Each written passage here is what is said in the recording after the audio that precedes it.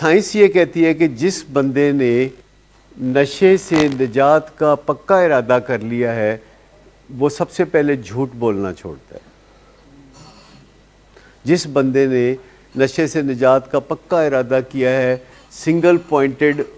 جو ایجنڈا ہے اس کا بن جاتا ہے کہ میں نے اب جھوٹ نہیں بولنا، کیونکہ میں نے اب کون سا دوبارہ نشہ کرنا ہے. کبھی آپ نے یہ نہیں سنا یا سنا ہوگا شاید کہ جو بھی ہمارے پیشنٹس ہوتے ہیں جو ایڈکشن میں مبتلا ہوتے ہیں، بھئی نو بڈی شوڈ ٹیک اٹ پرسنلی،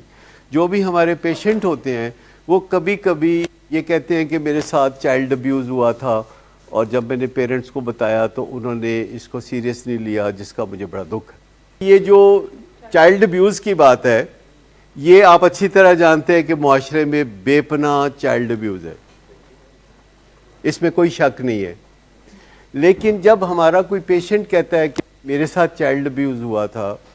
اور میں نے اپنے والد کو یا والدہ کو بتایا تو انہوں نے میری بات کو سنجیدہ نہیں لیا اور انہوں نے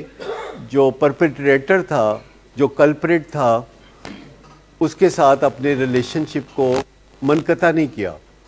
اور اس کے ساتھ اپنے ربابت جاری رکھے. تو نیچرلی یہ بہت تشویشناک بات ہے کہ ایک بچہ کہہ رہا ہے کہ بھی میرے ساتھ چائلڈ ابیوز ہوا تھا، اور ہمیں پتہ ہے معاشرے میں بے شمار ہوتا ہے. تو پھر ہم سوچتے ہیں کہ اس کے والد نے اس بات کو کیوں سنجیدگی سے نہیں لیا جس کا اس کو بہت رنج ہے. لیکن آپ کو پتہ ہے کہ ساری دنیا میں ہر چیز پہ ریسرچ ہوتی ہے. ریگارڈنگ چائلڈ ابیوز ریسرچ یہ کہتی ہے کہ یہ بہت کامن بیماری ہے،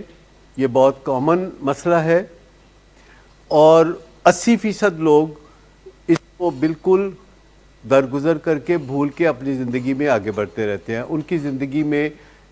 اس وجہ سے ان کو کبھی کوئی خاص تکلیف نہیں ہوتی اور وہ بچپن کے اس حادثے کو درگزر کر کے اپنی زندگی میں آگے بڑھتے رہتے ہیں. 16% اس سے تھوڑا بہت کبھی یاد کرتے ہیں تو ان کو لگتا ہے کہ یہ بات جو ہے تکلیف دہ ہے، وہ اپنی تکلیف کو تھوڑا بہت یاد کرتے ہیں،